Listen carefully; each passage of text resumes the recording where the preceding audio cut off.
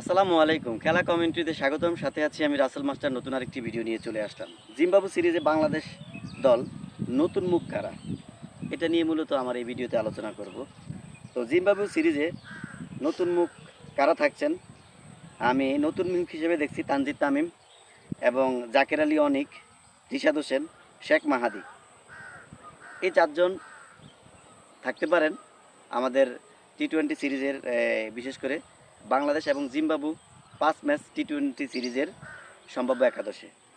তো এদের পাশাপাশি যারা আমাদের সিনিয়র প্লেয়ার রয়েছেন তাদের মধ্যে লিটন কুমার দাস, সৌম্য সরকার, নাজমুল হোসেন শান্ত, তাহিদ হৃদয়, মাহমুদুল্লাহ রিয়াদ, সাইফুদ্দিন, তানজিম সাকিব, তাসকিন আহমেদ, শরীফুল ইসলাম, মুস্তাফিজুর রহমান।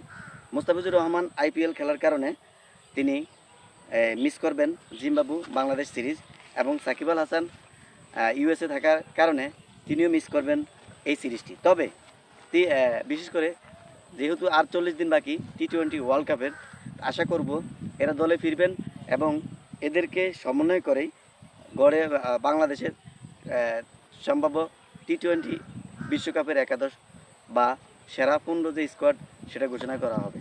তো বরাবরের মতোই ওডিআই বিশ্বকাপে আমরা তামিম ইকবালকে মিস করেছি, টি-20 বিশ্বকাপে আমরা তামিম ইকবালকে মিস করব।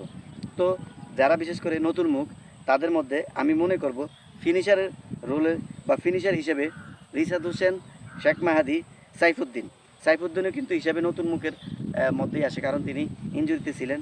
আশা করব টি-20 জিম্বাবু সিরিজের মাধ্যমে তিনি কামব্যাক করবেন এবং রিশাদ, সাইফুদ্দিন এবং মাহমুদুল্লাহ চমৎকার ফিনিশিংয়ের মাধ্যমে, বিশেষ করে যদি জাকের আলী অনেক একাদশে থাকেন তিনিও ভালো ফিনিশার হতে পারেন। এদের এরা যদি ভালো ফিনিশিং এনে দিতে পারেন তাহলে আমরা 2-1 রানে ম্যাচ হারবো না বলে আমি মনে করি। অর্থাৎ আমরা অনেক সময় 2-1 রানে ম্যাচ হেরে যাই, এই ধরনের ঘটনা আমাদের ঘটবে না আমি বিশ্বাস করি। এখন আসি যে ওপেনিং সংকটের ভিতরে যে ওপেনিং যে তিনজন রয়েছেন আমাদের, লিটন কুমার দাস, সৌম্য সরকার, তানজিদ তামিম। এই তিনজনের মধ্যে এখন তানজিদ তামিম কন্টিনিউ করবেন, যেহেতু তিনি ওয়ার্ল্ড কাপে প্রতিটি ম্যাচই খেলেছেন।